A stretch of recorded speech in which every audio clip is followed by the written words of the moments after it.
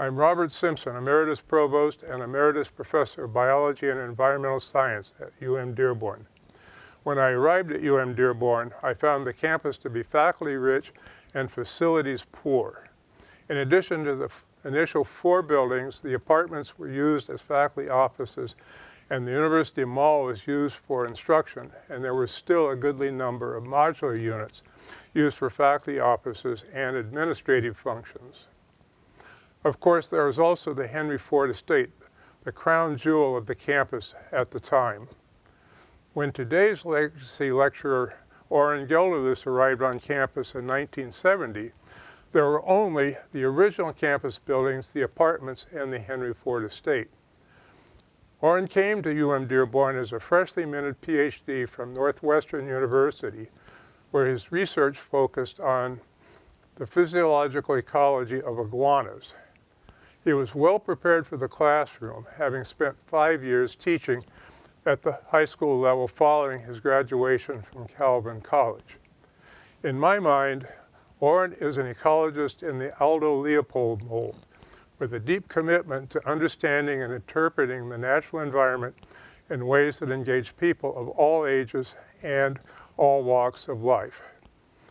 Orin's long service to UM-Dearborn and the surrounding community clearly reflect his commitment to enhance our understanding of the natural environment and our place in it. He was very, very fortunate to arrive at UM-Dearborn when Calvin DeWitt was still on the natural sciences faculty. Cal helped develop the field education program for the campus and worked successfully to protect the Maple Beach Forest floodplain ecosystem that is now part of the campus natural area.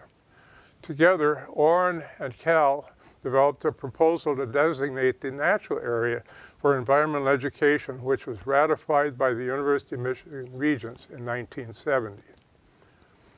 Orin and the campus grew together.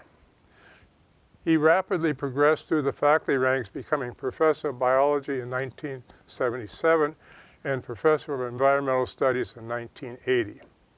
He developed the Environmental Studies program and served as the chair from 1975 until his retirement in 2019. Following the departure of Cal DeWitt, Orin served as the director of the Natural Area and Environmental Interpretive Center from 1971 to 2009. Orin's professional accomplishments are numerous and include an array of honors and recognitions reflecting his contributions to UM-Dearborn and the community. In 1982, he was named the UM-Dearborn Distinguished Faculty Award for Teaching. In 1992, he received the UM-Dearborn Distinguished Faculty Award for External Service. In 1996, the University of Michigan's Regents awarded him the Distinguished Service. In 2003, the Community Luminary Award from the Michigan Nonprofit Association and Detroit Energy. In 2007, he received the UM-Dearborn Outstanding Achievement in Grantsmanship over $1 million. In fact, he's raised several $1 million for the campus. In 2010, he was named Green Leader of Michigan by the Detroit Free Press. And in 2019, he received the Lifelong Service Award from the Friends of the Rouge. When I arrived on campus in 1991, the Henry Ford Estate Pony Barn housed Orin and the Natural Area program. Yes, it had a roof and electric heaters, but it was a far cry from the type of facility needed to house the ever-growing Natural Area program, which annually attracted many thousand school children, community groups, and individuals of all ages. Indeed, the Natural Area and Orin's programs were to be and continue to be the premier community outreach effort for the campus. It was obvious from the start of my tenure as provost that Orin's Natural Area program needed better facilities. But the reality was that new instructional space and faculty offices were a much higher priority. Thus, the first capital outlay project funded by the state of Michigan during my tenure went to building the then School of Management building, now the Social Science building, and a significant addition to the engineering laboratory building for the College of Engineering and Computer Science. With the next round of capital outlay, the priority again was instructional space and faculty offices for the College of Arts, Sciences, and Letters, which would also help free up space in the University Mall for student affairs. As the Castle project was working its way through the capital outlay process, Vice Chancellor Ed Begale of Government Relations came up with an idea that was literally off the wall, the type of Ed was famous for, though. He called me to his office and said, I think I might be able to squeeze a couple of million more in capital outlay funds out of the state for our campus Environmental Interpretive Center. But I cannot do it without you. By that he meant he needed someone credible to help him, and what better person to do that than the UM-Dearborn Chief Academic Officer. We talked strategy, and Ed finally said, let me set up something with a couple of legislative leaders in Lansing. A couple of weeks later, we headed to Lansing to meet with those two legislative leaders. The first meeting was with Harry Gast, a Republican who represented the 20th senatorial district that included Barron and Cass counties. Harry, an avid conservationist, was serving at the time as the chair of the Senate Appropriations Committee. Ed introduces me as Swamp Doc, referring to my extensive background in wetland research. We had a very cordial meeting, and at the end, Gass said, well, let me see what I can do to help you. I suggest you talk to Joe Schwartz. Of course, Ed already had a meeting with Schwartz scheduled immediately thereafter. Joe Schwartz, a Republican who represented the 24th senatorial district that includes Calhoun and Eaton counties. Schwartz, a physician by training, was Senate Majority Leader at the time. I'm again introduced as Swamp Doc, and as I look around Schwartz's office, I see deer heads on the wall.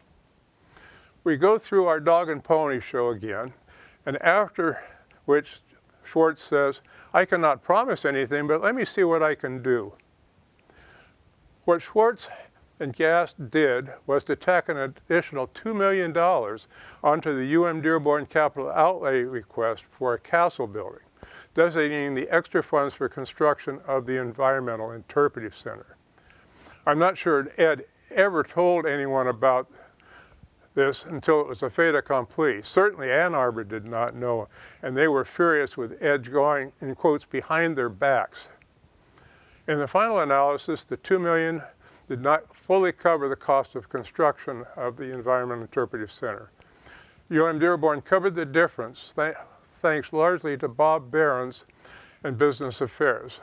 Orin also stepped up to help secure funding for the Rouge River watershed map from the McGregor Foundation, the watershed exhibit from the Wayne County, and the Ford Motor Company for design, development, and installation of the Children's Tile Wall, a collaboration with the Henry Ford and Greenfield Village Potters that is immediately behind me.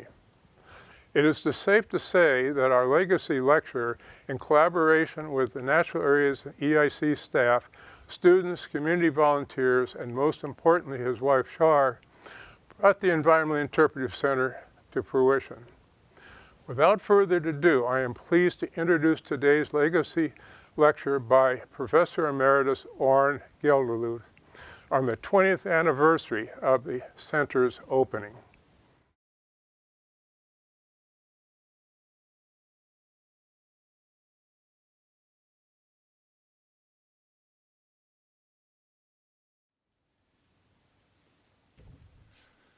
Thank you for waiting. I'm sorry to be late for this very prestigious occasion. I could not find my hair gel and pocket comb. For those of you who do not recognize me and think I'm an imposter because we were acquainted a half-century or so ago, I have some photos to verify my identity during the days we were on campus. This is really me. Thank you, Provost Simpson, for your thorough and thoughtful introduction. Although the Environmental Interpretive Center was a gleam in our eyes when Cal DeWitt and I walked the area in 1969, and when our first Chancellor, Leonard Goodall, commissioned a plan and a model, Your leadership, Robert, on the campus was indispensable, and your assurance of adequate funding made its implementation an outstanding contributor to our community. The dedication and indefatigable and relentless efforts of Vice Chancellor for Government Relations, Edward Begal, made this 20th anniversary possible. Today is the first that I knew of the details of your initiative interactions with Ed Begal and the state of Michigan legislators to acquire 75% of the funding for the center to be written into a law of the state of Michigan. My thanks for your daring do and all that it involved. A special recognition, of course, must be given to Ed Begal for his persistence and perseverance over several decades with the legislators in Lansing. Insiders have said that the legislators in Lansing would give him whatever he wants just to get rid of him. Both Robert and Ed expanded the outreach of our campus to all people in Southeast Michigan, whether they enrolled in classes or not. Thank you. My thanks also to all of you for joining us today for your personal notes about the significant experiences with our campus and your well wishes for the future. At the same time, if any of you alumni still feel you deserve a better grade, please see me about some extra credit research in the environmental study area. Thanks to Dr. Claudia Walters, Dorothy McClear, Rick Simic, Dale Brown, Griffin Bray, and Caitlin Tatro for their excellent review of the Environmental Interpretive Center on this special occasion. I am pleased that it coincides with a legacy lecture in which I will highlight selective aspects of my personal recollections of our 50-year history, our current practices, and aspirations for the future. Raise your hand if you were alive in 1969. I see Don. Okay, there's Mike. There's Cheryl. Good, good. Thank you.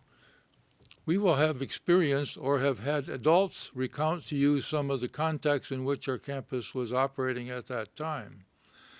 We were suffering from the scars of the 1967 rebellion in Detroit. We had a military draft requirement for men at that time, and the Vietnam War was in the news daily. I traveled through O'Hare Airport frequently at that time and saw young men my age and younger in military uniforms walking with crutches and arms in slings. Our campus had teach-ins on the legitimacy of the Vietnam War, the pall of assassinations of Martin Luther King Jr. and Robert F. Kennedy hung over our cities. On July 20, 1969, Neil Armstrong and Buzz Aldrin landed on the moon. Also, Dearborn was an all-white community with Mayor Orville Hubbard in charge. Can you remember any of those events? For me, the University of Michigan-Dearborn has been a perfect fit with my interests and background. Academically, I had a liberal arts education all through my academic life with a Bachelor of Arts degree from Calvin University. Early on, I learned that all facets of learning and education should be integrated and unified. Thus, I felt comfortable with the growth and development of the liberal arts program at U of M-Dearborn from 750 to 9,000 students. Consequently, interaction with the faculty in humanities, engineering, business, education, and behavioral and social and natural sciences was a given and much appreciated. New and rapidly growing programs and curricula offered an opportunity to teach a wide range of courses. I value our commuter campus, which serves people from more than 40 language groups, cultures, and customs. Because the students were residents of our local community, they were personally invested in the environmental issues. U of M-Dearborn has an outstanding 300-acre natural area inherited from the Henry and Clara Ford estate and designed by Jens Jensen. Where else, in a heavily dominated urban industrial area, does one find habitats of forests, meadows, ecotones, fields, a lake, the Rouge River, and floodplain? We need to recognize, again, Chancellor Goodall and Provost Eugene Arden for their efforts to have the area designated by the Board of Regents of the University of Michigan for preservation and education of our students and the community. We also need to recognize the efforts of Professor Emanuel Hertzler for stopping construction people from filling in the campus lake with soil due to the making of the basements for our buildings. Speaking of the environmental study area, it has existed since Jen Jensen exercised his skills in restoration ecology on the Henry and Clara Ford estate in 1915. At the same time, the adjacent floodplain of the Rouge River existed several thousand years before that. I would like to show a recent discovery of our floodplain. On a walk on the Sugar Maple Trail on the floodplain, you have the impression that the floodplain is flat. Well, the floodplain does look flat. Yet we got a different picture effort after Rebecca Swoboda and Molly Hurst measured its elevation every 5 feet on a 600-foot transect from the terrace on the White Oak Trail to the Rouge River. Here is the result of that transect. Note that the terrace drops 8 feet into a back swamp, then rises to a second bottom, then drops slightly to the first bottom from which it rises to a traditional levee, dips into an overflow channel, and finally to the sandy deposition bar of the river bank. Griffin Bray, along with assistance from Kate Truitt, and I inventoried the woody and herbaceous vegetation in each of these habitats and found significant differences in species composition. Let's take a look at the campus since 1969. Let me state the obvious: the campus has changed. The original name was the University of Michigan-Dearborn Center, and it's changed its name to University of Michigan-Dearborn in 1964. When I arrived with the 750 students who were juniors, seniors, or graduate students with a focus on co-op education in engineering and business, the students were enrolled year-round, 3 semesters per year, October to January, February to May, June to September. They would alternate a semester taking classes on campus and a semester doing full-time internship with one of the companies in the area. As an aside, the calendar was well suited to the members of the Detroit Tigers baseball team because the October to January semester coincided with their season break and made it possible for the Tigers all-star catcher Bill Freehand to attend and graduate from our campus, as well as be part of the 1968 World Series champions. We also had students in education and the liberal arts, including experimental biology and chemistry, and with physics and biochemistry on the horizon. Geology, environmental studies, environmental science, microbiology, integrative studies, behavioral and neurobiology were a dream. You can easily recognize a 10-year-old classroom administration building with the adolescent pin oak trees in front of the now adult pin oaks. And a few years later, the first building funded by the state of Michigan was added. This windowless classroom office building, or COB, looks like it was really a cover for a top-secret CIA headquarters. Many years later, it was remodeled with windows added. Because of the predominance of the men faculty members, we had an active and dynamic faculty wives club, later changed to the faculty women's club. The campus courtyard and the pond was still a nice place to have lunch and to have conversation. This was a campus to which our family moved in July 1969. As the campus grew, so did David and Alan, who went off to college, married, and had families of their own, leaving my wife Charlotte, or Char, and me as empty nesters. But that was not a problem, because I could always come to campus every day and harass other people's children. I want to give special recognition and thanks to Char, who partnered and managed our family's lives in numerous and inestimable ways. Please take 5 seconds and list all the adjectives that you can think of that describe a really, really nice person. I'll give you 5 seconds. Go.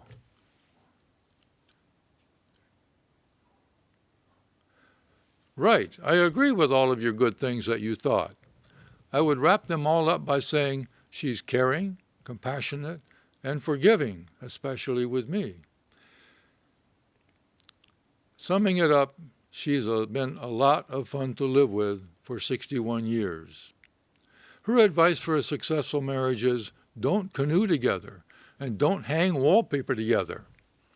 Thank you very much, Shar. In the fall of 1971, our campus enrolled its first freshman class of 313 students, and the university went through a major transition. We had to design biology and chemistry courses for half of the students who were science majors, and a science course for the other half of the students who chose majors other than science. Rather than teach separate courses in introductory biology and physical science, we took on the challenge, as other disciplines did also, to integrate our natural sciences into one course. Under the direction of Dr. Calvin DeWitt, we implemented a course that he designed as a 2-semester course built around the environment, called Matter, Energy, and Life, or MEL. That's where we learn that matter cycles, energy flows, and life adapts. At that time, Scientific American published special volumes which served excellent reading material for the students. We had only a few weeks in the summer of 1971 to design the laboratory for 150 students and purchase all the equipment. All the while, we were directing an 8-week National Science Foundation Institute for middle and high school teachers. But we improvised. And we began teaching about adaptations of living organisms by studying the adaptations of the weeds on the lawn in front of our buildings, especially the dandelion. And we asked then the students to bring weeds from their lawns and gardens to characterize their adaptations to their environment. We also went to the Lower Rouge River along Michigan Avenue near the current location of Andiamo's restaurant and had teams of students map the meanders of the river and determine the ratio of the channel meanders to downstream distance and the width of the channels with sextants, tripods, survey rods, and measuring tapes. Keep in mind, we had no GPS units and labor beams or computers to develop maps. Matter, Energy, and Life is the only course from the freshman curriculum to survive the shift to more strictly traditional university disciplinary courses. Recently, a student from this class wrote of her distinct and clear memories. She is a research epidemiologist with over 300 refereed publications. In addition to examination of the biological factors of her diseases that she studied, she integrates the patient's social, emotional, and environmental factors into her analysis, and she attributes her science education beginning in MEL to the integration of her studies. I had the privilege to team teach the course with Dr. Cal DeWitt, who left for the Gaylord Nelson Institute of Environmental Studies at the University of Wisconsin-Madison, and he also founded the program at the Au Sable Institute of Environmental Studies. Dr. David Emerson, our organic chemist, taught about pollutants in air, water, and acid rain. Dr. David Sokoloff, a physicist, taught about energy and later served as the course director. In 2020, David received the Physics Educator of the Year Award from the American Association of Physics Teachers. With this prestigious honor, he joined a group of physicists which included many Nobel Prize winners. Here he is introducing students in Vietnam to physical principles using his unique strategies for learning.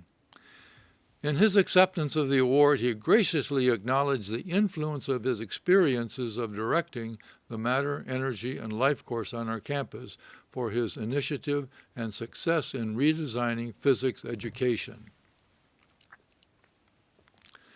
Let's now look at the U of M-Dearborn and its involvement in the environmental movement. Several major environmental events took place in 1969.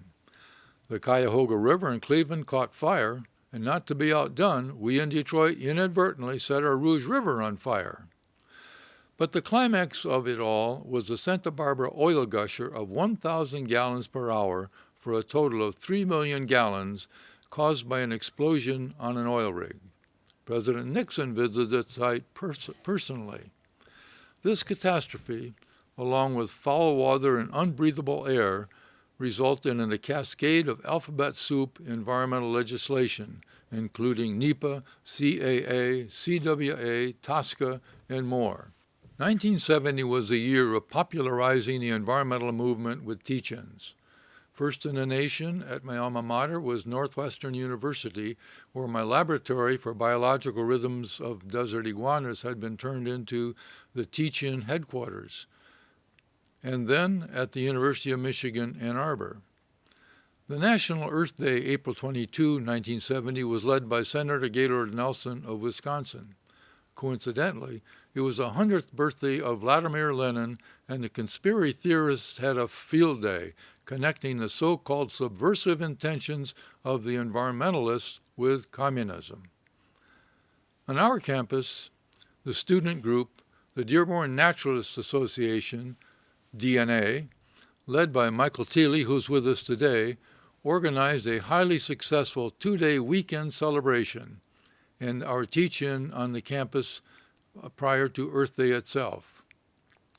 We had a notable guest speaker, a selection of films, the kinds you show in a movie projector, and literature. We also had the first self-guided tour of the environmental study area. On Earth Day itself, the students went to the elementary, middle, and high schools throughout the area, and they made presentations to their students. We have not had an event like it since. I believe it was due to the closeness and camaraderie of the students from all disciplines. Our university responded to the upsurge in all things environmental, recognizing that the environmental topics range from the sciences of ecology and biology and the physical sciences of air, water, and soil, geomorphology, and energy, as well as policy, politics, economics, education, organizational management, and ethics. We implemented both the environmental science program and the environmental studies program in 1975. Because careers in the many areas of environment were not as obvious as they were in the areas of pre-medicine, business, engineering, and education. We also were the first programs in Castle to require an internship to connect the students to the world of work. After 50 years, people invariably ask, have you noticed a change in the students? My response is, that is difficult to say because I have changed as well. Yet one noticeable change is in the dress and the clothing. A majority of men faculty members wore coats and ties in class. The students changed in wearing apparel, too.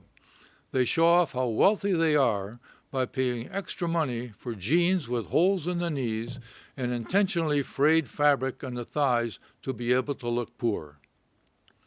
Perhaps some of you alumni remember that smoking cigarettes in class was common. A particularly egregious practice was conducted by a cellular biology laboratory instructor. In cell biology, students are likely taught that nicotine paralyzes the cilia of the human trachea. In his 4-hour laboratory stint, he smoked more than a dozen cigarettes. I know for a fact, because he dropped the butts in the sink in the lab. Moving on to my teaching experiences in biology and environmental courses. My first teaching assignments were environmental physiology, comparative anatomy of vertebrates, and introductory biology, all with laboratories, as well as the methods of teaching biology in middle school and high school for the education department. Actually, I was really a lifelong student disguised as a professor. Over time, I began to see teaching more like coaching.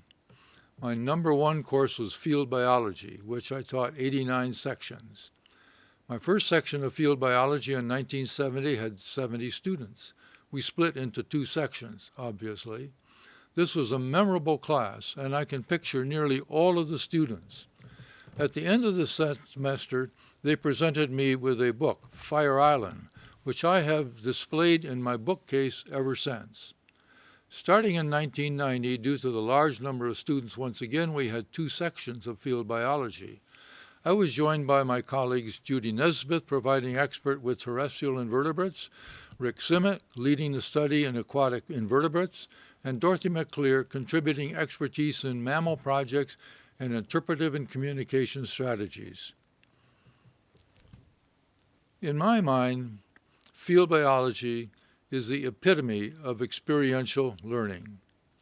Every spring, during the most dramatic phenological changes of the year, the course is taught in an outdoor classroom and living, breathing, photosynthesizing, metabolizing, mating, and reproducing plants and animals, fungi, and microbes, namely our environmental study area.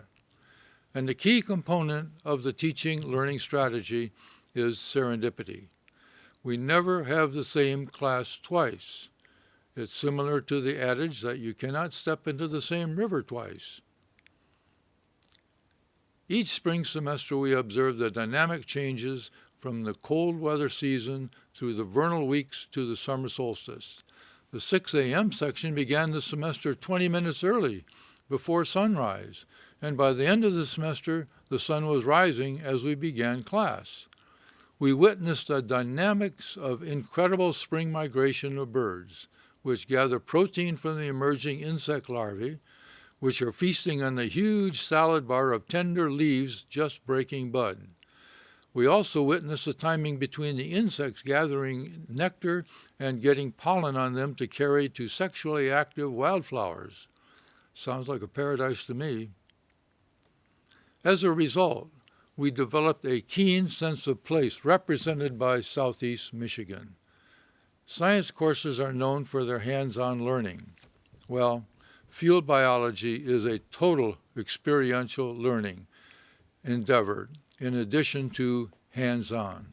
It's eyes alert, ears attuned, olfactory senses sniffing, tactile transmissions through finger nerve endings, and wet feet from early morning dew, not only hands-on but rained-on, mud-on shoes, and sun-on sunscreen, and sitting on concrete to study sidewalk cracked plants. And finally, on the last day of the course, stimulating the taste buds with lamb's quarter soup, elderberry fritters, steamed cattail flowers, sautéed daylily buds, and salads with a variety of greens. We call it eating our Wheaties. Of course, as scientists making recording and processing all of our observations on adaptations of dozens of species and their interactive behavior with other species, well, that can be daunting. And yet, I'm confident and pleased that we all came away from the course with a view of the world expressed by the esteemed scientist Rachel Carson, with a sense of wonder at the world we live in. The learning and teaching strategies demonstrated in field biology are applicable in habitats worldwide, even when the plants and animals are new to the learners. I had the privilege and pleasure of teaming with colleagues from Tamil Nadu, South India, 18 times to study and teach with students from North America and India on the ecology of the Indian tropics. Now, what did we learn in our environmental courses? Much of my teaching focused on environmental issues, no surprise there. One of the courses I designed and taught was Concepts of Environmentalism, EST 301, which complements the basic environmental science course about how the world of air, water, soil, plants, animals, and energy works. The goal of the Concepts course examines the issues behind the obvious or proximal environmental issues. On the first day of class, before reading through the syllabus and learning the dates of the exams, we worked in small groups to identify as many environmental topics and issues as possible in about 20 minutes. Collectively, we put the issues on the whiteboard until we had at least 50 topics. We stepped back, viewed the issues, and posed several questions. How many more issues could we identify? Obviously, many more. How many courses have you taken in which you know this much about the subject matter even before you see the syllabus? This learning situation is called andragogy, a process by which students come to the course with considerable awareness and or knowledge of the subject matter. So, how do we go about solving each of these issues? Of course, some of them are related and can be worked on together. Typically, we use the traditional or classical method of problem solving, which is a tunnel vision approach. We choose a problem, recognize impacts and hazards of each of these 50 issues of air, water, or soil, or disappearing species. We bring the issues to the attention of the public and the lawmakers. We pass laws to prevent pollution or to restore habitats. We establish enforcement procedures. Using this tunnel vision approach with each issue is overwhelming because each of these issues has its own interest group and lobbyists opposed to change and regulation. Thus, we ask the question, are there some causes behind these issues that we can address and get at the root cause of all or most of these issues? That question brings us to the difference between proximal issues versus ultimate issues, the underlying causes or root causes of these proximal issues. Could we make headway if we dealt with the ultimate issues rather than address each of the 50-plus issues on an individual basis? Thus, the first assignment for the students, due in the next class period, required them to identify 3 to 6 ultimate issues behind these 50 proximal issues. In other words, what are some root causes that cause or drive all of these problems? In the second class period, the students reassembled in the same groups, shared their ultimate issues, and if the students in the group had the same or similar ultimate issues, they wrote them on the board. Did we generate 25 or 30 ultimate issues from the original 50? No. Year after year, the students generated similar ultimate issues behind the proximal issues. Invariably, the results were myopia, historical amnesia, greed, arrogance, ignorance, and tunnel vision. Well, myopia is in our DNA as part of our fight and flight for short-term survival. Historical amnesia means that we forget the lessons learned from the past. How can we overcome our myopia and historical amnesia and extend our vision beyond the 24-hour news cycle, the weekly summary of the news, the 2, 4, 6-year election cycle? The issues that we deal with expand to encompass infrastructure which lasts for 30 to 55 years in a time period, the life of roads, bridges, and pipelines. Ecological processes take place over 50 to 80 years, which are required to develop soils for prairies and restore wetlands. And we deal with the geological time frames of 100 to 1,000 years to replace and purify groundwater, remove greenhouse gases from the atmosphere, and maintain nuclear materials storage. It's a challenge to be able to live in our society and remember the past while we consider life for future generations. How do we solve the problem of greed? We are bombarded with incentives to consume more at the least expensive price. Where's the vaccine to overcome greed and substitute frugality and joy and happiness of relationships with care, compassion, and concern for others? Here is a quote from James Gustav, or Gus Speth, the top U.S. advisor on climate change, which adds support to this ultimate issue.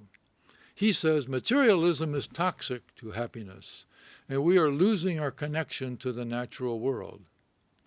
Well, let's look at arrogance. It expresses itself in the attitude that we know it all and have all the answers. We often hear, "Don't worry, we have that covered," in a common paternalistic response to questions of concern. Our pride and arrogance cause us to ignore the precautionary principle. If our university is a leader for change in our society, could we offer a concentration in humility as a solution to the ultimate issue of arrogance, and thus deal with many problems simultaneously? Again, a quote from Dr. Speth is appropriate. He says, I used to think that the top environmental problems were biodiversity loss and ecosystem collapse and climate change. I thought that 30 years of good science would address these problems. I was wrong. The top environmental problems are selfishness, greed, and apathy. The same thing our students realized by the second day of class. And to deal with these, he said, we need a cultural and spiritual transformation. And scientists don't know how to do it. A similar statement of confirmation comes from India's first Prime Minister, Mr. Nehru. He said, it is now clear that science is incapable of ordering life. A life is ordered by values. Well, when it comes to the ultimate issue of ignorance, we at the university have to live by the motto, stomp out ignorance, and we know how to do that. We wish it were that simple, however. Human beings are not robots. We look at the world through our spectacles of values and beliefs. For example, some hold the belief by faith that human ingenuity will solve any and all problems. Thus, we may claim that more education that provides the facts from science is enough to convince us. Now we know that's not true. Witness the controversy about climate change and evolution. We need to look at the social, behavioral, and philosophy disciplines for important contributions to help us understand how our values and beliefs relate to humans, as we understand the world, how it functions, and the urgency of the concept of the tipping point. By now, it's obvious that ultimate issues are different kinds of problems than pollution and energy consumption. These issues deal with a number of characteristics. No one person or agency is responsible or accountable. The issues have no clear problem definition. The issues are socially complex. Multiple stakeholders are involved and they have conflicting agendas. The problems and solutions straddle organization and disciplinary boundaries. And finally, the solutions are not right or wrong, but they are better or worse. These features characterize as grand challenges and are also more commonly called wicked problems. This discussion brings to mind Harvard professor Edward O. Wilson's statement that we are drowning in information while starving for wisdom. The world henceforth will be run by synthesizers, people able to put together the right information at the right time. Think critically about it and make important choices wisely. In other words, we need people who can put the world together instead of only taking it apart in our silos called disciplines, departments, and programs. My name for this process of putting the world together is called a liberal education, in which we become liberated or free to learn, work, and explore outside our major or outside our job description, and to think outside the box. Interestingly, Wilson's description fit our campus when it became a four-year institution in 1971.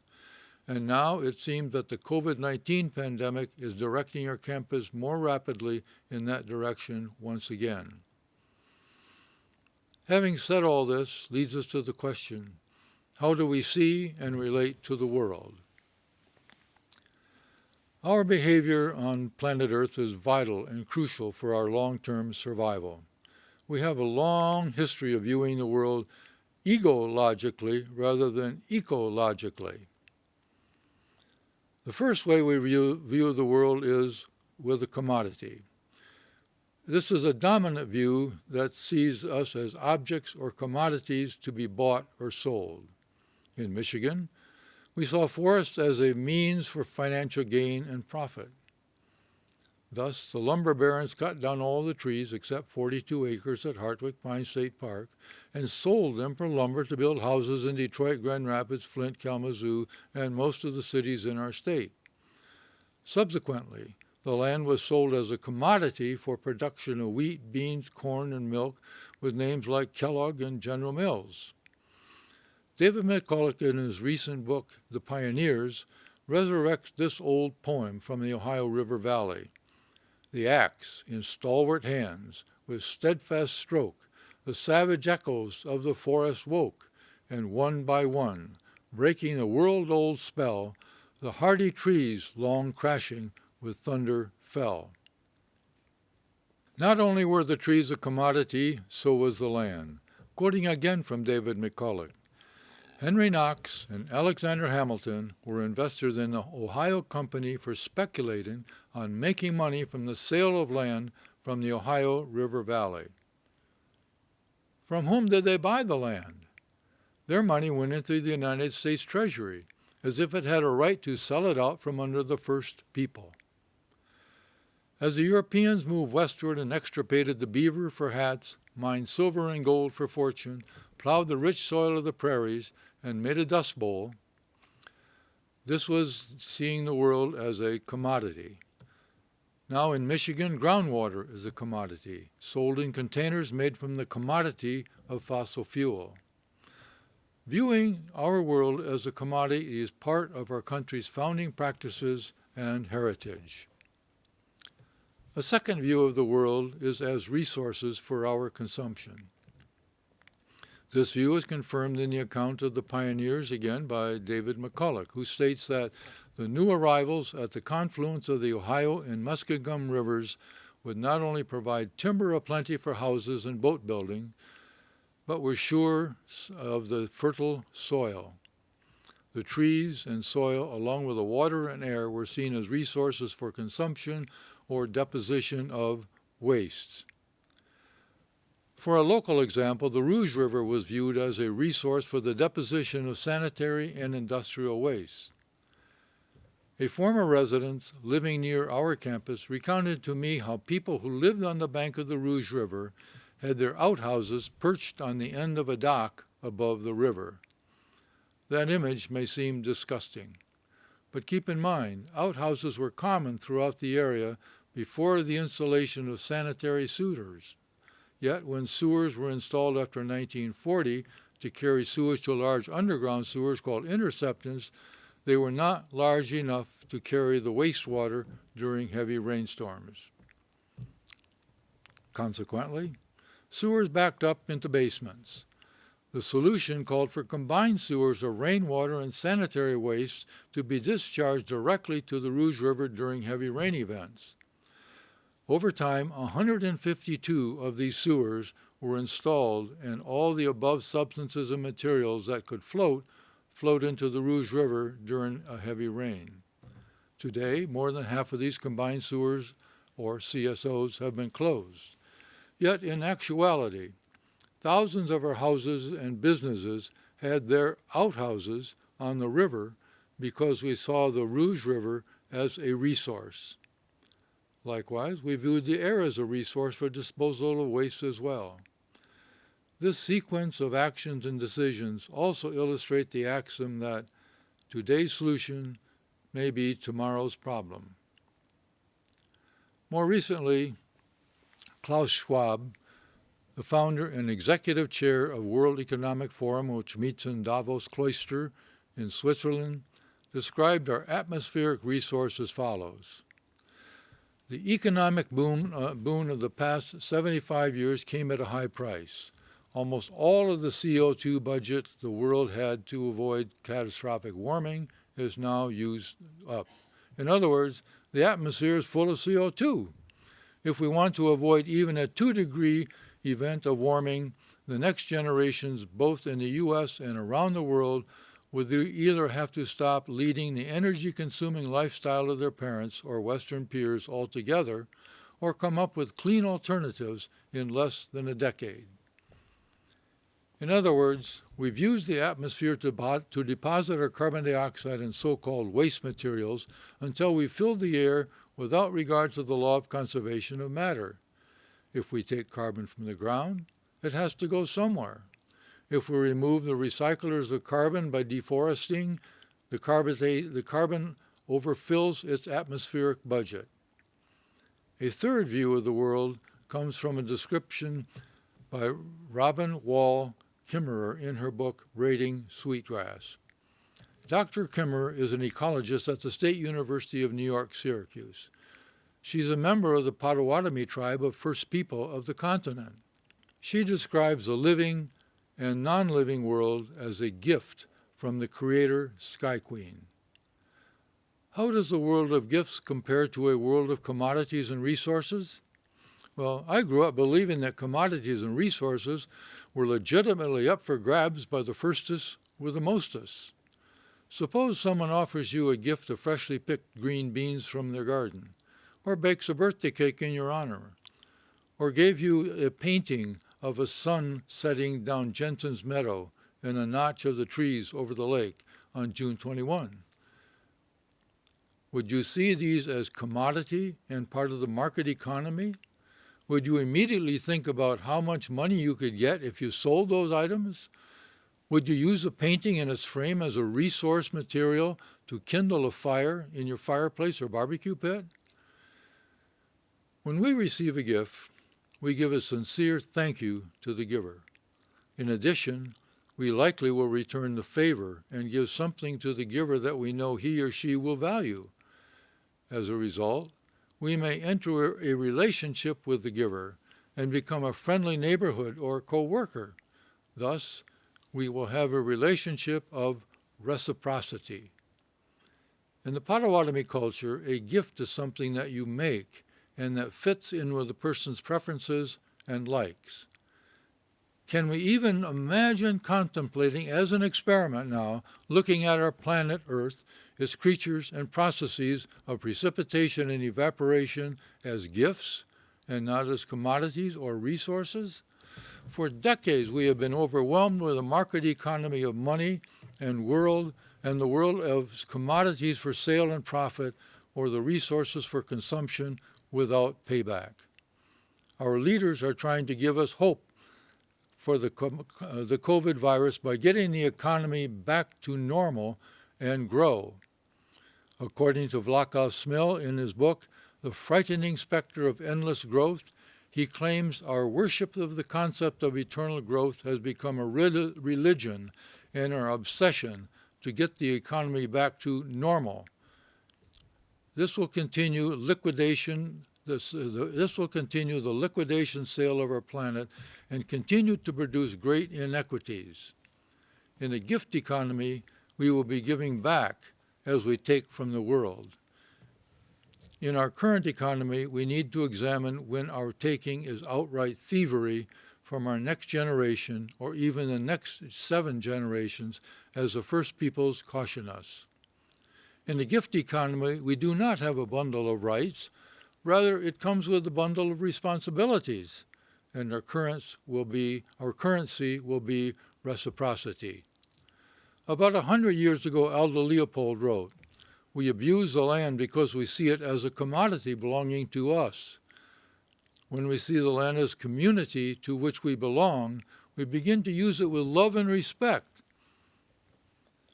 In our study of ecology, we examine the living communities of plants and animals within ecosystems. A community has communion between its species.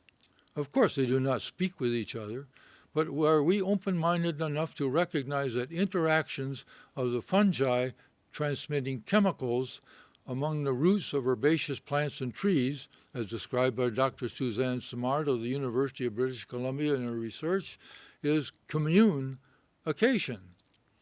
In a reciprocal society, we will have interactions between people that will develop into communities with citizens who commune or communicate and feel at one with the other, or be in touch with each other. To paraphrase Dr. Kimmerer, from the very beginning of the world, the species were our lifeboat. Now that we have entered the Anthropocene, we must be theirs. But do we know enough about them to save them? Are we humble enough to understand that we are part of their community and that we can commune or communicate with them? Clearly, citizens who view the world as a gift will take care of the gifts. Lewis Hydes, a scholar on gift economies and the creatures with which we communicate, says their world will remain plentiful because it is treated as a gift. We do not trash and toss out gifts. Let's try to relate our biological communities to our urban habitats now.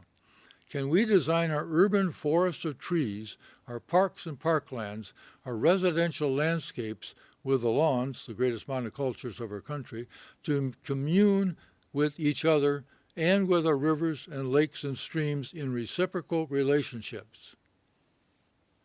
Although the concepts of reciprocity and communing with non-human creatures may appear to be utopian idealism, are you willing to bet that in 100 years from now we may still view our world as what we now call normal? Will we have the humility and courage to explore and expand how we know the world beyond the realms of science and discover that knowing the world through arts, the humanities, and philosophy is legitimate?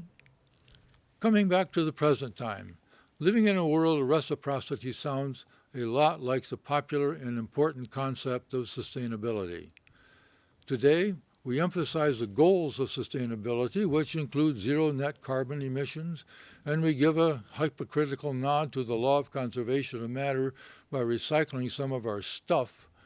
Sustainability is a necessary goal if we wish to live within the bounds of the only planet that we have to live on.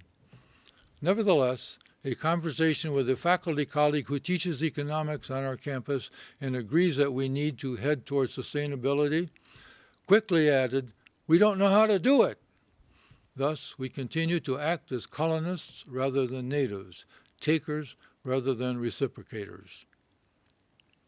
To me, the concept of the world as a gift is remarkably similar to the Judeo-Christian account of the creation. Again, the Potawatomi view has a sky woman, queen, falling out of the darkness to establish the diversity of life on earth and give it the attributes of a gift to be treated with reciprocity. The first Hebrew account of creation also gives humans a great deal of responsibility for living properly and with the gifts of the creation. They were expected to follow their commission of dominion, but not domination, and charged to rule with respect, justly and fairly, as their kings were required. In the second account of the creation, Adam, whose name in Hebrew comes from the word Adama, which means the earth, is given the responsibility to till and to keep the garden.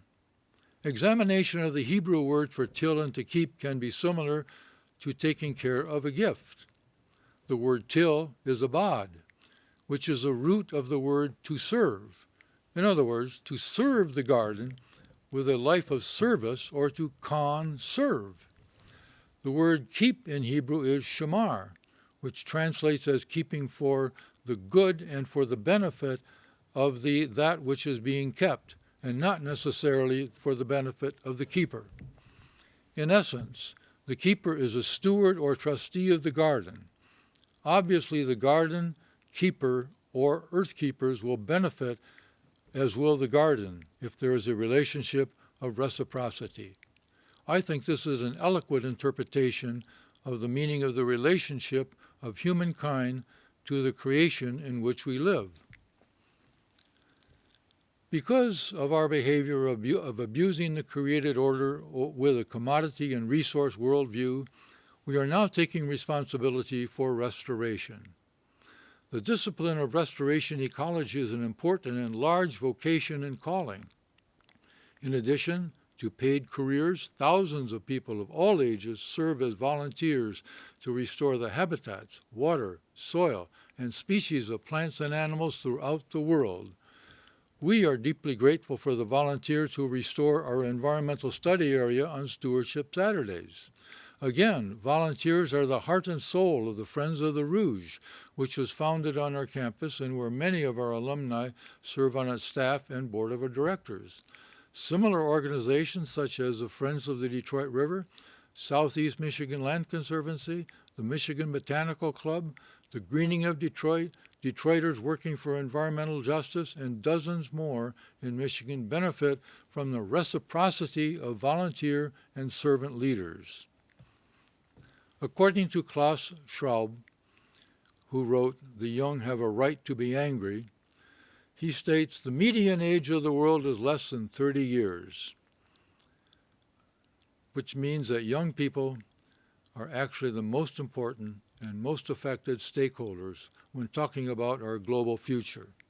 These are also the people who have the most innovative ideas and energy to build a better society for tomorrow. And now listen to this. This is from an economist. We should move away from a narrative of production and consumption to one of sharing and caring. Young people are the best place to lead this charge. Let's give them that opportunity. Even if we live sustainably in a world as a gift economy, I have often asked the students for comment on another question. Why bother? Is there a reason or purpose for everything? Or as Francis Collins, the director of the National Institutes of Health, asks, what is the purpose of all this life?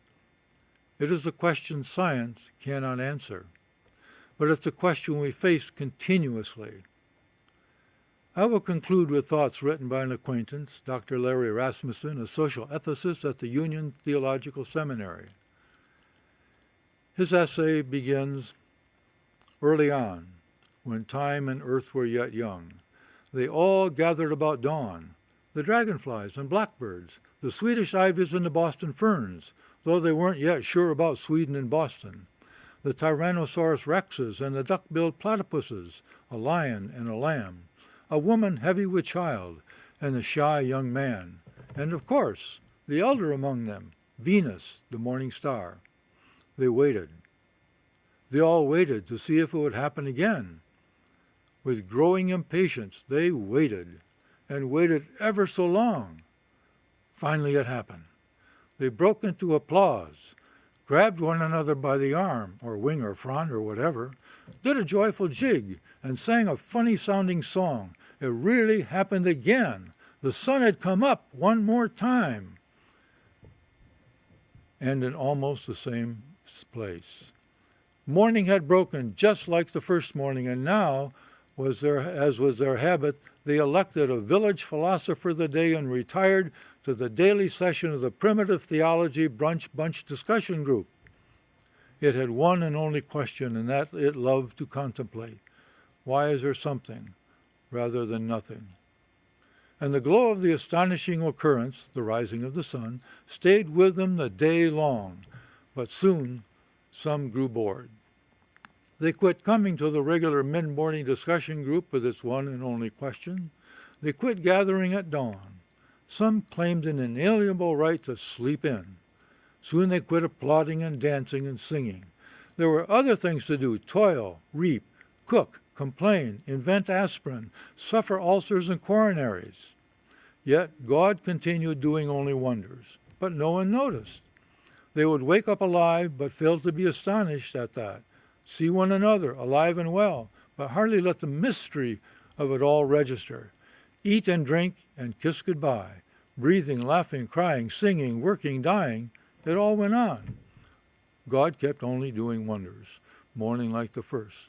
But no one gathered to feel creation anew. They even forgot the question they loved to contemplate. Why is there something rather than nothing? Well, I'll conclude with a less provocative thought, but still a sobering epiphany that I had after 50 years at the University of Michigan-Dearborn. I now realize that I have fewer days to live than I have lived. Often in discussions about end-of-life issues, people ask one another what they would like to have people say about them at their funeral while they are standing by the casket and paying their respects. That's a difficult question. Yet I would hope that for me, at least one person would say, "Hey, look, he's breathing!" It's been a wonderful and inspiring time to connect to all of you, and thanks again to all of you who made this opportunity to serve at the University of Michigan-Dearborn possible. Best wishes to all of you.